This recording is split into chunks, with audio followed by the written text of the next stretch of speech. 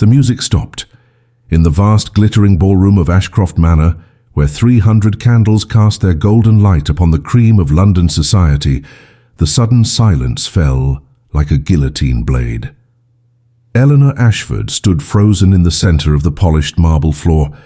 her face burning with a shame so profound it seemed to consume the very air around her.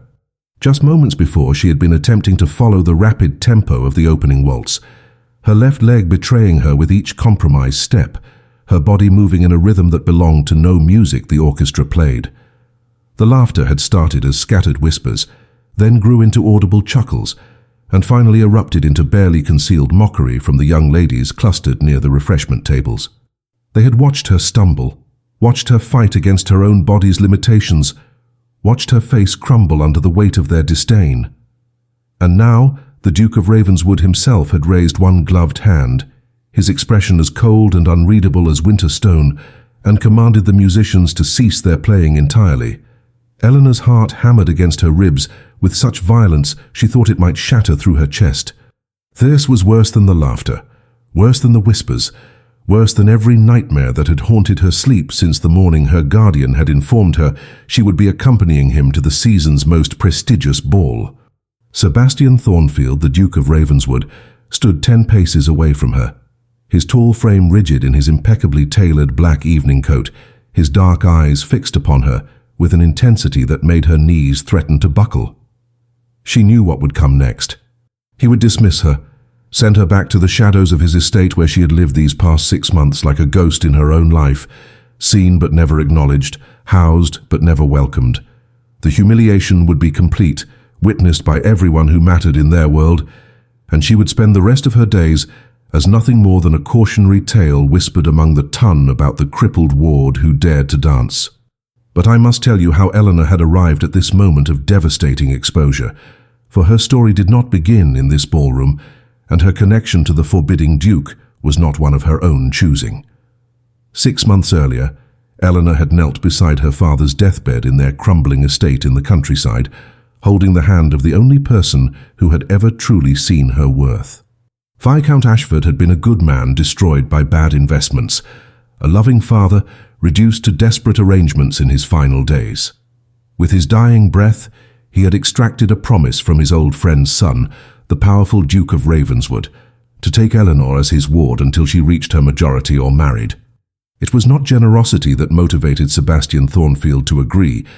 but rather obligation to a debt of honor owed to the elder Ashford, who had once saved the Duke's father from scandal. Sebastian had accepted Eleanor into his household with the same warmth one might show toward an unwanted piece of furniture, providing her with rooms in the east wing of Ravenswood Hall, servants to attend her basic needs, and absolutely nothing else. No conversation, no companionship, no acknowledgement of her existence beyond the legal requirements of guardianship.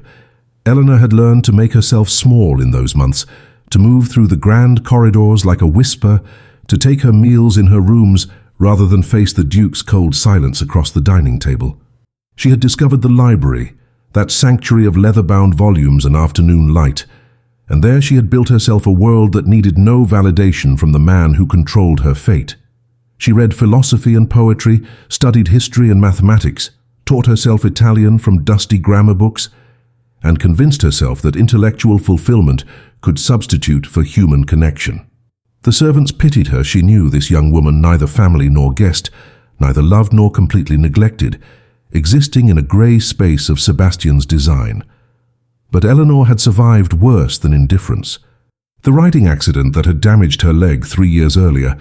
had also taught her that the world would always find reasons to dismiss those it deemed imperfect,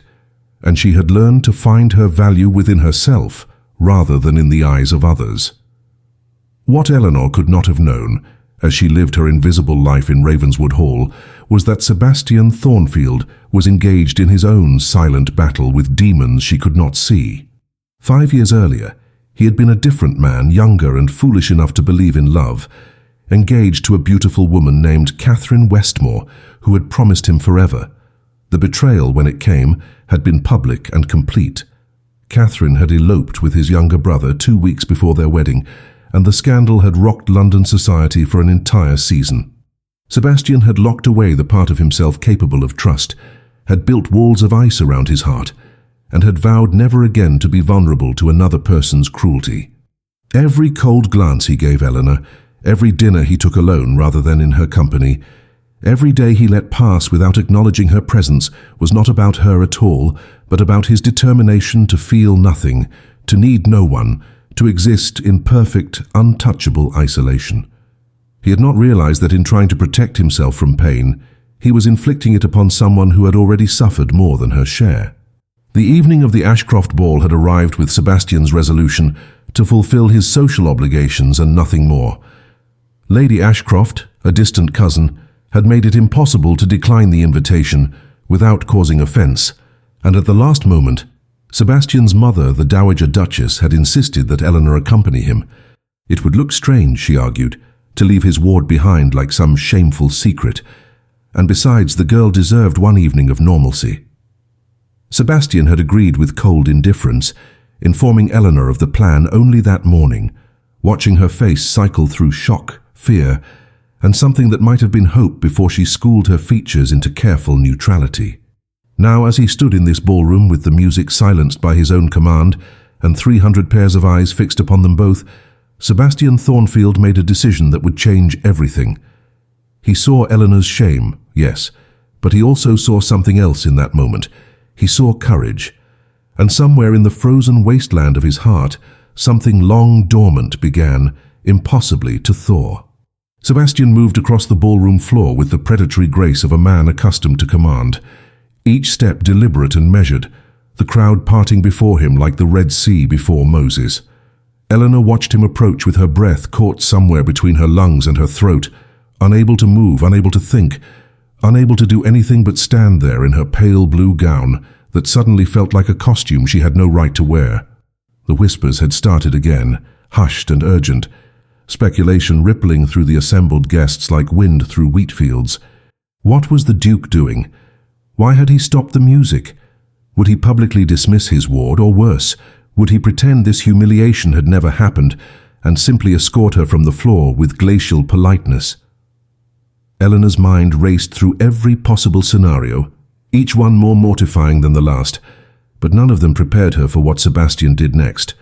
He stopped directly before her, so close she could see the complex weave of his silk cravat, could smell the subtle scent of sandalwood and something darker, could feel the heat radiating from his tall frame. Then, with movements that seemed to occur outside of time itself, Sebastian Thornfield removed his white gloves, one finger at a time, never breaking eye contact with her. It was an intimate gesture, shocking in its informality, and Eleanor felt her cheeks burn hotter as confused murmurs swelled around them. He tucked the gloves into his coat pocket, and then, miracle of miracles, he extended his bare hand toward her, palm up, an offering and a command all at once. His voice, when he finally spoke, carried across the silent ballroom with the weight of absolute authority, each word dropping like a stone into still water, creating ripples that would reach every corner of London society by morning. The Duke informed the assembled crowd that they would dance, but not to the frantic tempo that had just been played. He declared, with a coldness that somehow felt like protection rather than cruelty, that the rhythm had been wrong, unsuitable, an insult to proper dancing. He turned his dark gaze toward the orchestra, and the musicians, some of the finest in England, actually flinched under the intensity of his displeasure. He commanded them to play a waltz, yes, but one befitting the dignity of the occasion, one that would allow for grace and proper form, one that would permit his ward to demonstrate the elegance she possessed. And then, in words that would be repeated in drawing rooms and whispered in ballrooms for years to come, Sebastian Thornfield declared that they would dance at her pace, that the music would follow her lead,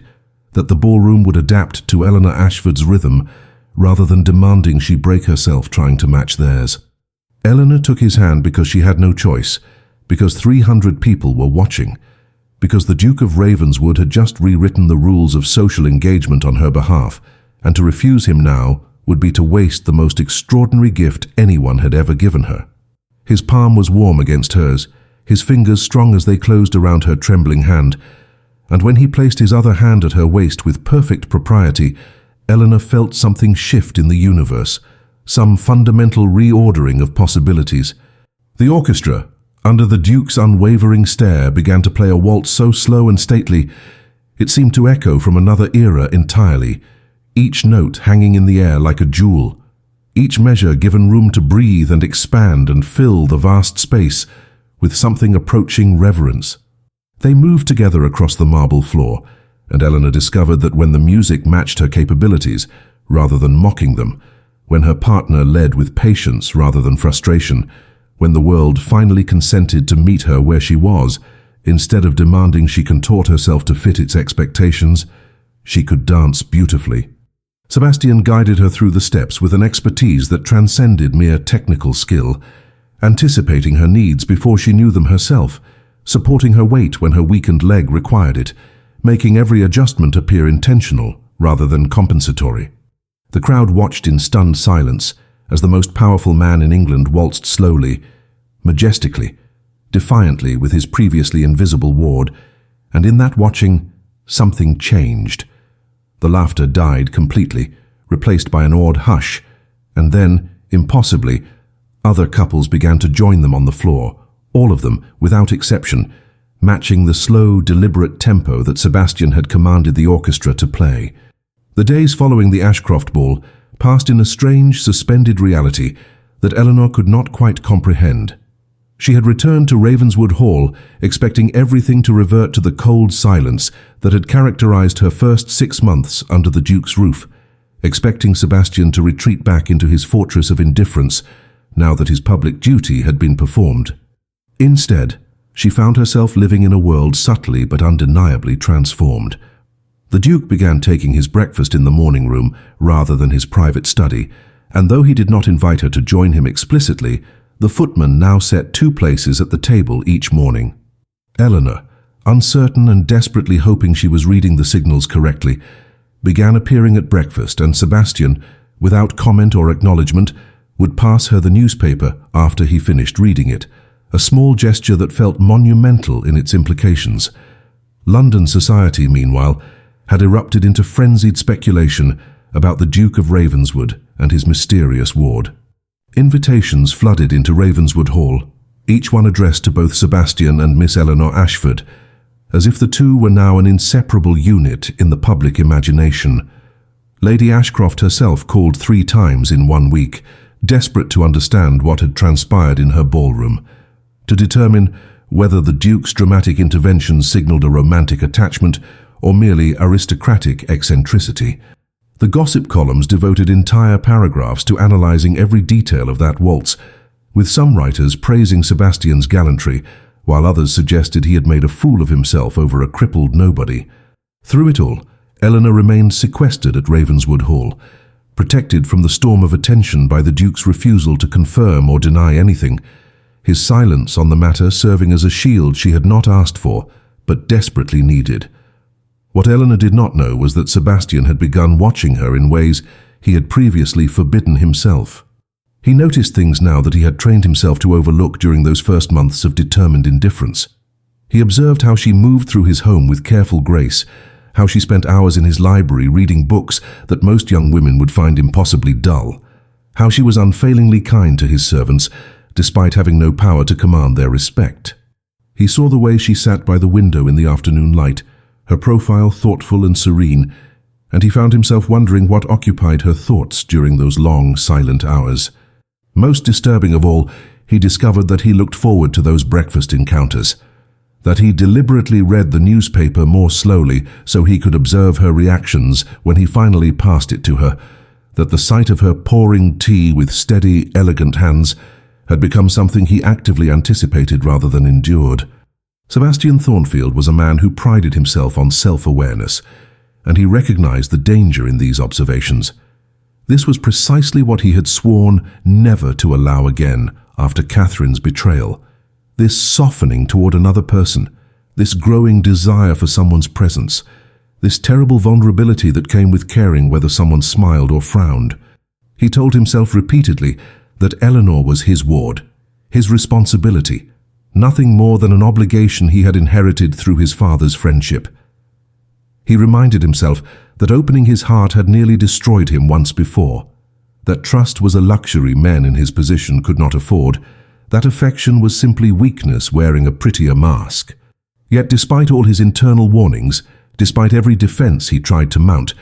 Sebastian could not stop himself from seeking Eleanor's company, could not stop the slow thaw that had begun in that ballroom from continuing to spread through the frozen landscape of his carefully guarded heart.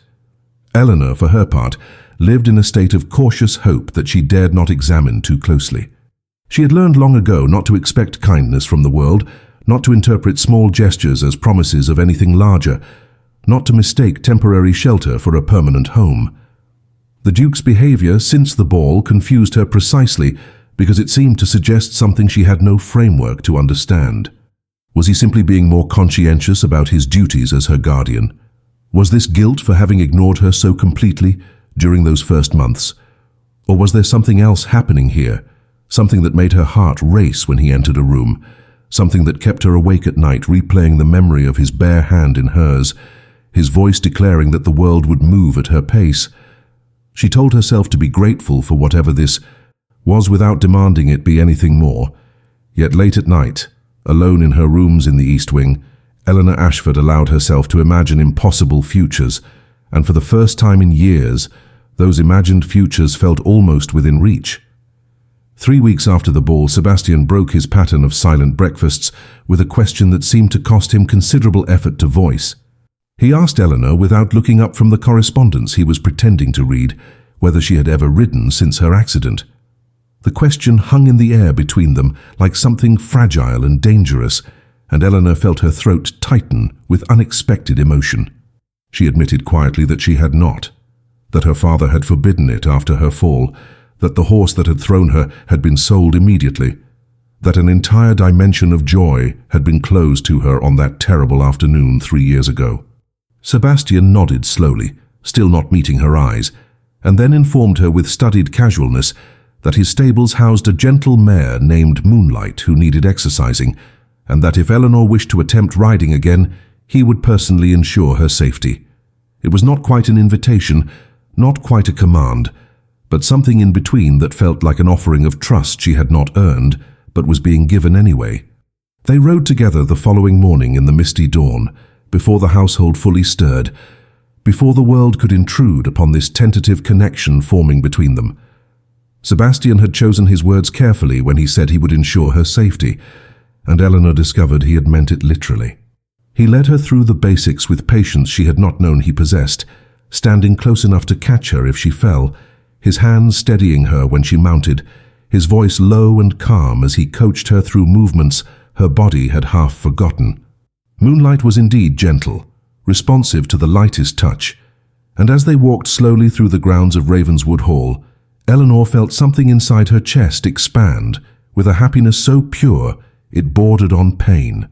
Sebastian rode beside her on his massive black stallion,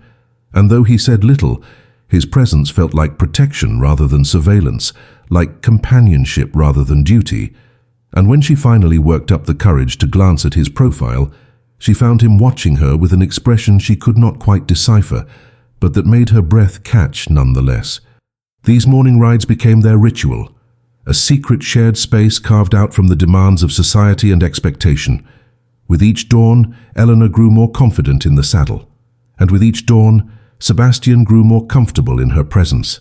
the careful distance he had maintained beginning to dissolve, despite his best efforts to preserve it. They began to talk during these rides, tentatively at first, about safe topics like books and estate management and the changing seasons, but gradually, inevitably, their conversations deepened into territories more dangerous. Eleanor found herself speaking about her father, about the loneliness of her childhood, about the accident that had changed everything. Sebastian listened with an intensity that made her feel truly heard for the first time since her father's death, and sometimes, very occasionally, he would offer fragments of his own story in return. It was during one of these rides, nearly 6 weeks after the ball, that Sebastian made a mistake he had been scrupulously avoiding. They had dismounted to rest the horses by the lake that bordered his property, and Eleanor had wandered to the water's edge, her face tilted toward the morning sun, and Sebastian found himself speaking without the careful filter he usually employed. He told her that watching her rediscover riding had reminded him of something he had forgotten, that there was courage in beginning again after being broken, that perhaps he had been wrong to believe that the only way to avoid pain was to feel nothing at all. The words emerged rough and unpolished, and the moment they left his mouth, Sebastian regretted them, realizing he had revealed far more vulnerability than he had intended. He waited for Eleanor to ask questions he was not prepared to answer, to push for explanations of what he meant. But instead, she simply turned to look at him with those steady grey eyes and thanked him for teaching her to ride again, for giving her back something she thought she had lost forever. That night, alone in his study with a glass of brandy he did not drink, Sebastian Thornfield forced himself to confront a truth he had been evading for weeks. He was falling in love with Eleanor Ashford, with her quiet strength and her careful grace and her absolute refusal to demand anything from him, despite having every right to expect more than he had given. This realization terrified him in ways he had not felt since Catherine's betrayal, but it also awakened something he thought had died 5 years ago in the ashes of his broken engagement. He understood now that he stood at a crossroads, that he could either retreat back into the safety of isolation, could send Eleanor away to live with relatives and never see her again, or he could take the most terrifying risk of his life and allow himself to trust once more. The choice should have been simple, self-preservation dictating the obvious path, but when Sebastian closed his eyes, all he could see was Eleanor's face in the morning light, and he knew, with a certainty that shook him to his core, that he had already made his decision, and there would be no going back. The shift in Sebastian's demeanor after that morning by the lake was subtle but unmistakable to anyone paying attention, and Eleanor, despite her best efforts to protect her heart, was paying very close attention indeed. The Duke began finding reasons to seek her company beyond their morning rides, appearing in the library during her afternoon reading hours with questions about books he almost certainly did not need her opinion on, joining her for tea in the garden when previously he would have taken refreshment in his study, lingering in doorways as if he had something to say but could not quite find the words. Eleanor moved through these encounters in a state of barely controlled hope and terror, afraid to assume too much, afraid to want what seemed increasingly possible, afraid that she was misreading kindness for something deeper and would end up with her heart shattered across the beautiful floors of Ravenswood Hall. It was the Dowager Duchess, Sebastian's mother, who forced the situation toward its inevitable crisis. Lady Catherine Thornfield had been watching the dance between her son and his ward with a shrewdness born of 6 decades navigating society's complexities, and she decided that both of them needed assistance. They were too stubborn or too frightened to seek on their own. She arrived at Ravenswood Hall on a Tuesday afternoon with the announcement that she was hosting a dinner party in 3 days' time. That attendance was not optional, and that Eleanor would need an entirely new wardrobe because she would not have the girl representing the Thornfield family in the modest, outdated gowns she currently possessed. Before Eleanor could protest the expense or the presumption, the Dowager had already summoned London's finest modiste to the house, and within hours, Eleanor found herself standing on a fitting platform while seamstresses swarmed around her with silk and lace and promises to work miracles. Sebastian walked into this scene of controlled chaos entirely by accident, having forgotten that his mother had invaded his home, and he stopped short in the doorway of the drawing room that had been converted into a temporary dressmaker's studio. Eleanor stood elevated on the platform in an emerald green gown that was only partially pinned together, the color making her pale skin luminous and her grey eyes almost silver, her dark hair falling loose around her shoulders because the modiste wanted to see how different necklines would frame her face. For a long moment, Sebastian simply stared, every carefully constructed defense he had built over the past 5 years crumbling like sandcastles before the tide. The Dowager, observing her son's expression with maternal satisfaction, made some excuse about needing to speak with the housekeeper and swept from the room, taking the modiste and her assistants with her, despite their protests about unfinished work, leaving Sebastian and Eleanor suddenly, unexpectedly alone. The silence stretched between them like a bridge neither knew how to cross, Eleanor frozen on her platform, Sebastian frozen in the doorway, both of them aware that something significant was happening, but uncertain what to do about it. Finally, Sebastian moved into the room, closing the door behind him with a soft click that seemed to seal them away from the rest of the world. He approached the platform slowly, as if she were a wild creature he might startle, and when he stood before her, looking up at her for once because of her elevated position, Eleanor saw something in his face that made her heart stop and then start again with painful intensity. He began to speak, his voice rougher than she had ever heard it, and what emerged was not a pretty speech or a practiced declaration, but rather a confession torn from somewhere deep inside him. Sebastian told her about Catherine, about the betrayal that had broken something fundamental in his ability to trust, about the 5 years he had spent convincing himself that isolation was strength, and that feeling nothing was the only way to avoid being destroyed again. He explained that when Eleanor had first arrived at Ravenswood Hall, he had seen her as a threat to the carefully ordered emotional desert he had created, that his coldness had been self-protection rather than cruelty, that he had been terrified of allowing her to matter, because everyone who mattered eventually left or betrayed or died.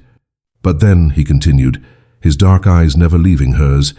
she had danced at that ball with such courage despite her fear, had faced public humiliation with dignity he had never possessed, had shown him through her quiet strength that perhaps the walls he had built were not protection, but prison. He confessed that somewhere between that waltz and this moment, Eleanor Ashford had become the most important person in his world, and the realization terrified him precisely because he knew with absolute certainty that he could not survive losing her the way he had lost Catherine, which meant he had a choice to make. He could send her away now before his feelings grew any stronger, before the inevitable pain of loss became unsurvivable, or he could do something he had sworn never to do again. He could trust. He could hope. He could love. And then, with his heart laid bare before her in a way she suspected he had never exposed himself to another living soul, Sebastian Thornfield asked Eleanor Ashford if she thought a broken man could deserve a second chance at happiness, if she believed someone as extraordinary as her could possibly want a future with someone as damaged as him. Eleanor descended from the platform with trembling legs, the emerald gown rustling around her like whispered promises, and she stood before Sebastian with her heart threatening to burst through her chest. She understood the magnitude of what he had just offered her, the vulnerability it required for a man like him to speak such truths aloud, and she knew that her response in this moment would determine the course of both their lives. With a courage she had not known she possessed until she needed it most, Eleanor reached out and took Sebastian's hand, the same way he had taken hers in that ballroom, and she told him with quiet certainty that broken things, when mended properly, often became stronger than they had been before their breaking. She confessed that she had spent 6 months believing herself invisible to him, that she had made peace with being nothing more than an unwanted obligation, but that somewhere in the space between his cold indifference and his recent kindness, she had done the most foolish thing imaginable.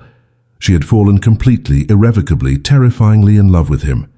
The kiss that followed was inevitable and perfect, and nothing like the controlled, proper behavior expected of a duke and his ward.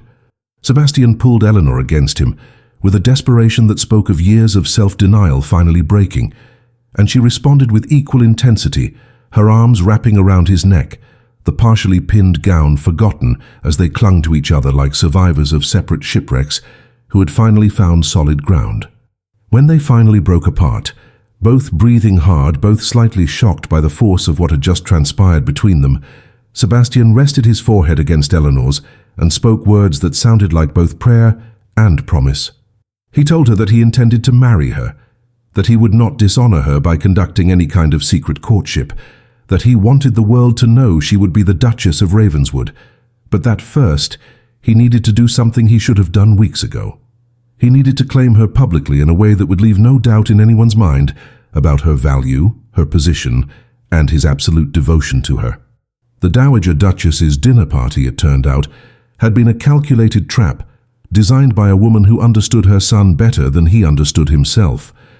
Lady Catherine had invited every significant member of London society, including several of the same people who had laughed at Eleanor during that disastrous waltz at the Ashcroft ball. The guest list read like a who's who of the aristocracy, and when Eleanor discovered the true scope of the event, she felt panic rising in her throat like floodwater. This was not an intimate dinner among friends. This was a statement, a declaration, a public stage upon which Sebastian intended to make some kind of stand, and Eleanor suddenly understood with crystalline clarity what he planned to do. He was going to announce their engagement at this dinner, was going to force society to acknowledge her as his chosen bride, was going to use his power and position to ensure that no one would ever again dare to mock or diminish the woman he loved. The 3 days before the dinner passed in a blur of preparation that left Eleanor feeling like a princess in a fairy tale. Except this was real, tangibly real, and the prince was a scarred, complicated man who had chosen her, not despite her imperfections, but perhaps, impossibly, because of them. The emerald gown was completed, and was indeed a masterpiece fitted to perfection, the color bringing out depths in her eyes she had never noticed, the cut elegant without being scandalous, the overall effect transforming her from invisible ward to woman worthy of standing beside a duke. The dowager personally supervised Eleanor's preparation on the evening of the dinner, directing the lady's maid in arranging Eleanor's dark hair in an elaborate style that showcased her graceful neck, fastening a diamond necklace that had belonged to Sebastian's grandmother around her throat, stepping back to examine the results with satisfaction that bordered on smugness. She told Eleanor, with a directness that was both alarming and comforting, that her son had been dead inside for 5 years, and that Eleanor had accomplished the impossible by bringing him back to life, and that the dowager would personally destroy anyone who tried to hurt either of them ever again.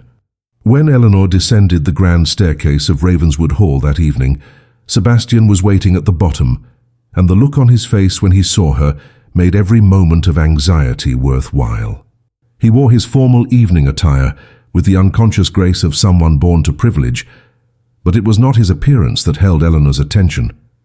It was his eyes, dark and burning, with an intensity that made her feel seen in ways she had never experienced before. He offered her his arm with old-fashioned formality, and as they prepared to receive their guests, Sebastian leaned close and whispered words meant only for her ears. He promised her that before this night was over, everyone who had ever underestimated her, everyone who had ever dismissed her, everyone who had ever dared to laugh at her, would understand exactly who Eleanor Ashford was about to become, and they would spend the rest of their lives regretting that they had not recognized her worth from the very beginning. The guests began arriving at Ravenswood Hall in a procession of elegant carriages, their occupants dressed in their finest evening attire, their faces alight with curiosity about what exactly the reclusive Duke of Ravenswood intended with this sudden return to social hosting. Eleanor stood beside Sebastian in the receiving line, her hand resting lightly on his arm,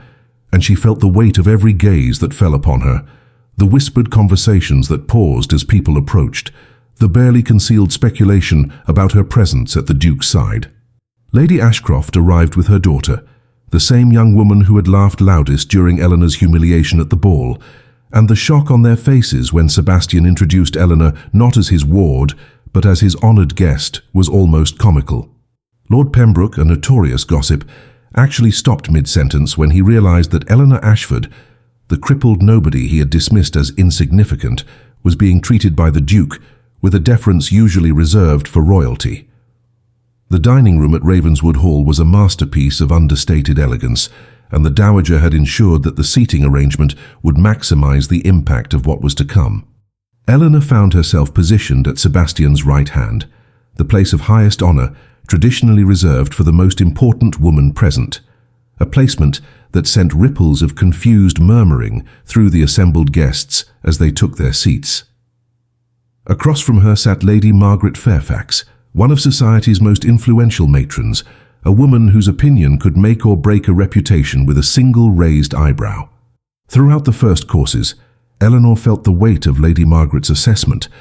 the older woman's sharp eyes missing nothing, evaluating everything from Eleanor's posture to her table manners, to the easy, quiet way she interacted with Sebastian when he leaned close to speak with her between courses. The dinner conversation flowed around topics safe and predictable, the guests still uncertain about the evening's true purpose, still waiting for some revelation that would explain why they had been summoned to Ravenswood Hall after years of the Duke refusing all social obligations. Sebastian played the perfect host, attentive and courteous, But Eleanor could feel the tension coiling beneath his composed exterior, could sense that he was waiting for precisely the right moment to strike. That moment came during the fourth course, when Lord Pembroke, emboldened by wine and his own self-importance, made a careless comment about how surprising it was to see the Duke entertaining after so many years of mourning his lost love. The table fell silent, the guests collectively holding their breath, waiting to see if Sebastian would respond to this reference to Catherine's betrayal, this probe into wounds everyone knew existed, but no one dared mention. Sebastian set down his wineglass with deliberate precision, and when he spoke, his voice carried across the dining room with the authority of a man who had never needed to raise his voice to command attention. He thanked Lord Pembroke for raising the subject because it gave him the perfect opportunity to address a misconception that had persisted far too long. He stated clearly that he had not been mourning a lost love for the past 5 years, but rather recovering from a profound error in judgment, learning to distinguish between the performance of affection and its genuine article, between beauty that was only surface deep and the kind of worth that resided in a person's character. The guests exchanged uncertain glances, unsure where Sebastian was leading, but Eleanor felt her heart begin to race because she understood, she knew what was coming, and she was simultaneously terrified and exhilarated by his audacity. Then Sebastian did something that shocked the entire table into absolute stillness. He stood, his chair scraping softly against the polished floor, and he turned to face Eleanor, ignoring every rule of propriety that dictated such moments should happen in private, away from witnesses, certainly not in the middle of a formal dinner party. He told the assembled guests that they were present this evening, not simply for dinner, but to bear witness to the most important announcement of his life. He declared that Eleanor Ashford, the woman seated at his right hand, possessed more genuine nobility in her smallest finger than most of them had in their entire bodies, that her courage and grace and quiet strength had accomplished what he once believed impossible, that she had taught a broken man how to trust again, how to hope again, how to believe that love was not just another word for future betrayal. And then, while 36 of London's most powerful people watched in stunned amazement, Sebastian Thornfield, Duke of Ravenswood, knelt beside Eleanor's chair and asked her, in front of God and society, and everyone who had ever doubted either of them, to do him the extraordinary honor of becoming his wife. Eleanor's hands trembled as she looked down at Sebastian kneeling beside her chair. This powerful man, who had brought himself low before her and before society, offering himself with a vulnerability that made her throat tighten with emotion. The dining room had dissolved into shocked silence, every guest frozen in their seats, forks suspended mid-air, conversations abandoned, all attention fixed on the impossible scene unfolding before them. Eleanor understood that her answer in this moment was not simply about accepting or declining a proposal, but about claiming her place in a world that had spent her entire life telling her she did not belong, about validating not just Sebastian's choice, but her own worth. She reached out with shaking fingers and touched his face, this man who had stopped music for her, who had commanded a ballroom to dance at her pace, who was now offering her his name and his future and his carefully guarded heart. Her voice, when she finally found it, emerged clear and steady despite the tears streaming down her cheeks, and she gave him the only answer possible, the answer that had been inevitable since that first waltz, since those morning rides, since the moment he had confessed his brokenness and asked if she believed in second chances. The word was simple, just 3 letters, but it transformed everything. Yes. Sebastian rose immediately, pulling Eleanor to her feet and into an embrace that scandalized half the guests and delighted the other half. And when he kissed her there in front of everyone, claiming her publicly as thoroughly as any man had ever claimed any woman, the dining room erupted into chaos. Some guests gasped, others applauded. Lady Ashcroft looked as though she might faint from the shock, and the Dowager Duchess, seated at the far end of the table, smiled with the satisfaction of a general who had just won an impossible battle. But Eleanor heard none of it, saw none of it, because in that moment there was only Sebastian, his arms around her, his lips on hers,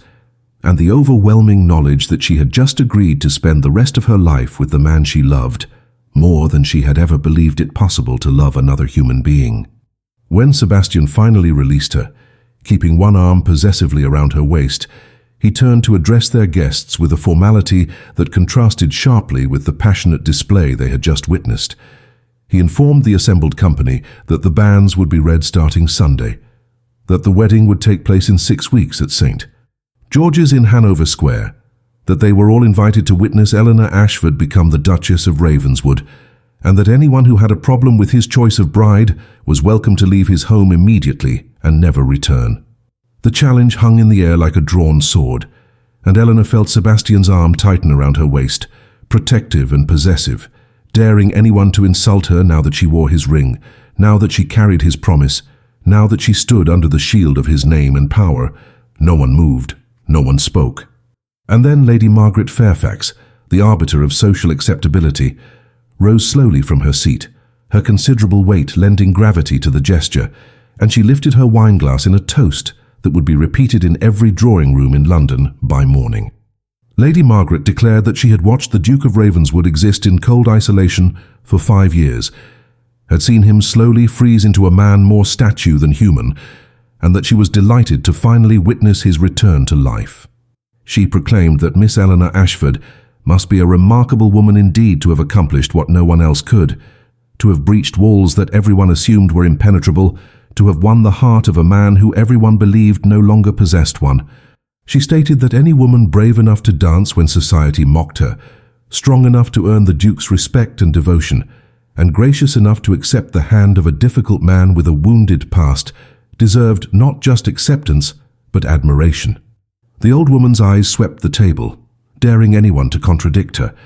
and when she commanded the assembled guests to raise their glasses to the future Duke and Duchess of Ravenswood, every single person obeyed, murmuring congratulations that ranged from sincere to reluctantly forced, but all of them, without exception, acknowledging that Eleanor Ashford had just been elevated to a position that placed her above them all. The remainder of the dinner passed in a blur of congratulations and barely concealed shock, with guests approaching Eleanor and Sebastian throughout the evening to offer their best wishes, their words carefully chosen, their expressions revealing the rapid recalculations happening behind their eyes as they adjusted to this new social reality. Lord Pembroke, who had laughed at Eleanor's dancing just weeks ago, now bowed deeply and stammered something about always seeing her potential, his face red with embarrassment and wine.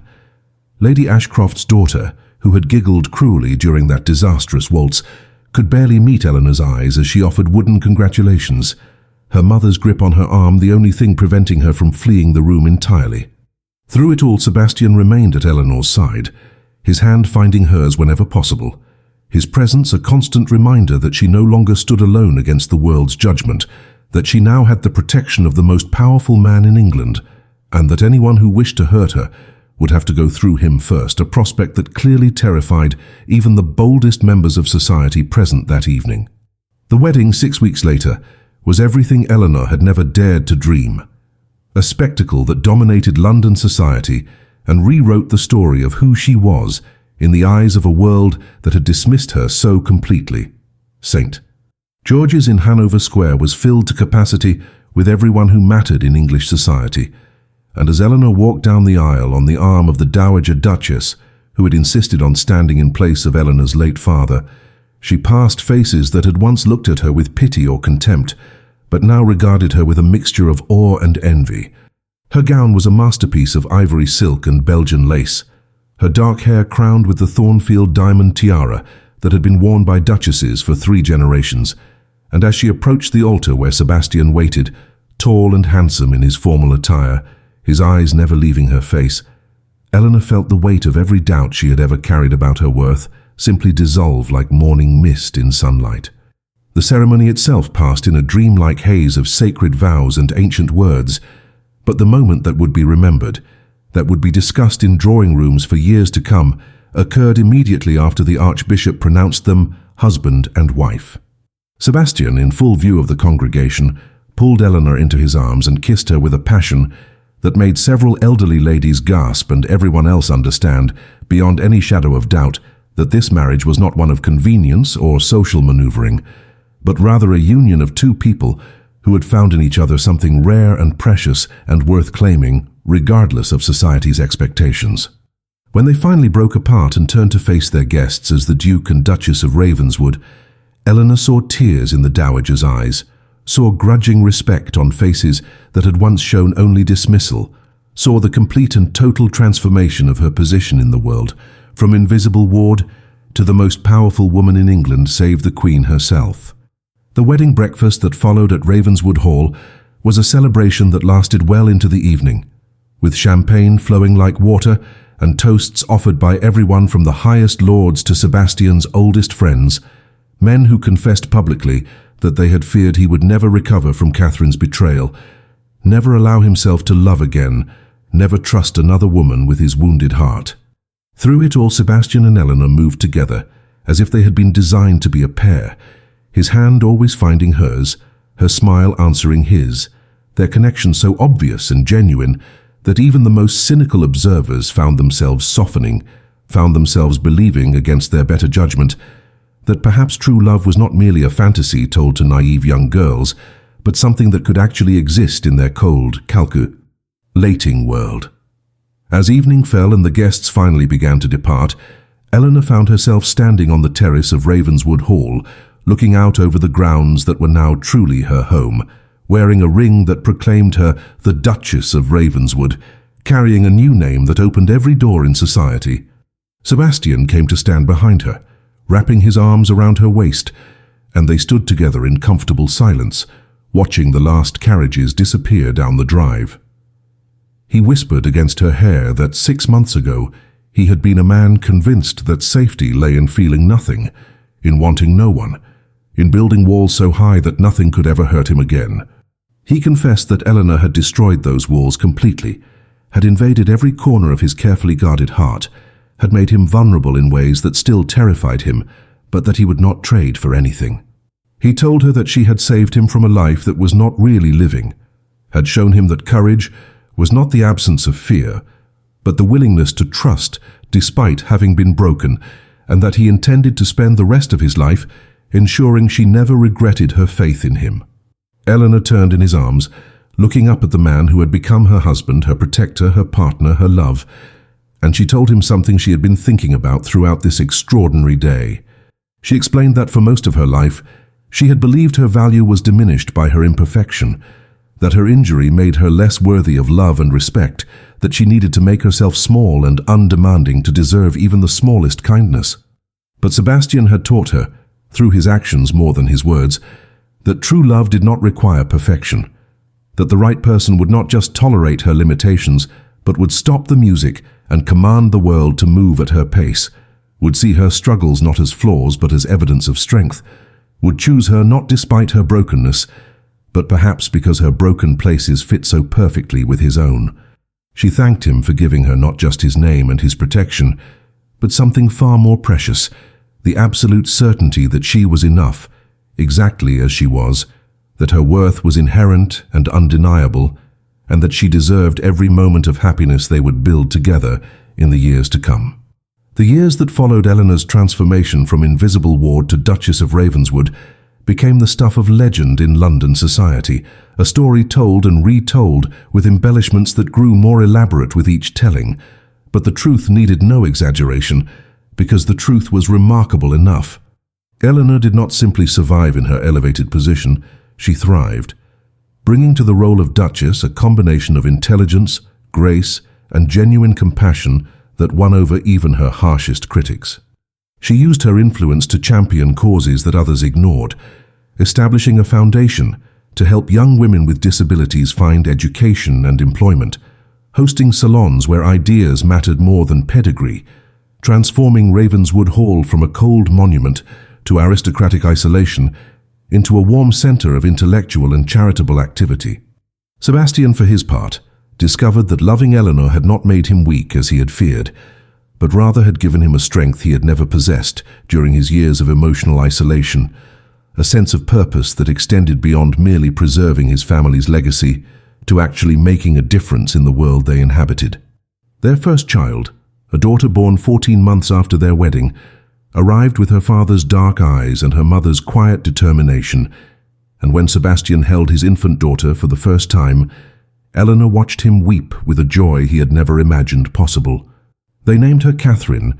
not after Sebastian's faithless former fiancée, but after his mother, the Dowager Duchess who had orchestrated their union with such brilliant manipulation, who had seen what they could become before either of them dared to hope. The Dowager, holding her granddaughter while tears streamed down her aged face, declared that she had lived long enough to see her son truly happy, and that was worth more than all the titles and jewels in England. 2 years later, a son arrived, the future Duke of Ravenswood, healthy and loud and demanding, and the family Sebastian had once believed he would never have become the center of his entire existence, the proof that second chances were real and that trusting again after betrayal was not foolishness, but the bravest thing a person could do. On the 5th anniversary of that legendary ball, where Sebastian had stopped the music and commanded the world to dance at Eleanor's pace, they hosted a celebration at Ravenswood Hall that brought together everyone who had witnessed their unlikely journey. Lady Margaret Fairfax, now ancient and fragile but still sharp as ever, toasted the couple with words that brought tears to many eyes, declaring that she had seen countless marriages during her long life, unions based on money and title and social advantage, but that she had rarely witnessed what the Duke and Duchess possessed, a partnership built on mutual respect and genuine love, a marriage where both people had been transformed by their choice. Say to trust each other. Lord Pembroke, thoroughly reformed by years of watching Eleanor's charitable work, confessed publicly that he had been among those who laughed at her dancing that fateful night, and that his shame over that cruelty had taught him to look beyond surface appearances, to value character over social performance, a lesson he credited with making him a better man. Eleanor stood beside Sebastian in the ballroom, where she had once been humiliated, wearing a gown of midnight blue that made her look like royalty, her children tucked safely in the nursery above, her position in society unassailable, her happiness evident in every smile and gesture. She thought about the frightened young woman she had been 5 years ago, convinced her injury made her unworthy of love, resigned to a life of invisibility and quiet endurance,